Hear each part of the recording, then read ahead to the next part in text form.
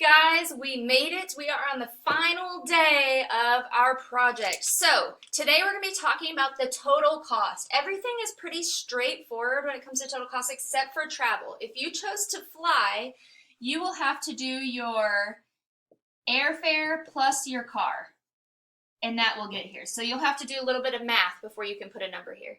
Your lodging, your total cost has been figured out. Your food, so your total cost on food has already been figured out. And then your attractions, there's 3 lines for your attractions. So you would just write how much each one is going to cost. So this is 1, 2, 3.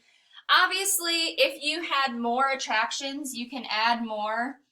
Okay, and then you're going to take all of these numbers, add them up, and it's going to give us the grand total for what our vacation is going to cost. That's going to include how we're going to get there, that's going to include where we're going to stay, the food we're going to eat, and all the stuff that we're going to go do. So, use a calculator. You do not have to do this in your head. Please, please, please use a calculator. It is if you want to try to do it in your head as a challenge, that would be awesome. But check your work with a calculator just to make sure that we have it perfectly.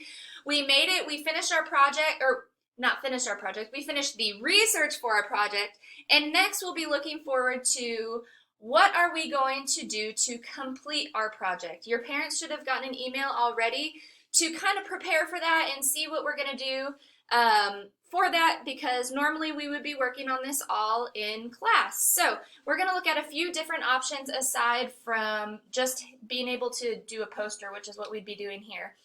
Our posters were going to be presented during Fine Arts Night. I don't know that there will even be a Fine Arts Night or what will happen with that, or if it'll just be pushed way back towards the end of the year so that all of the music and art stuff is ready.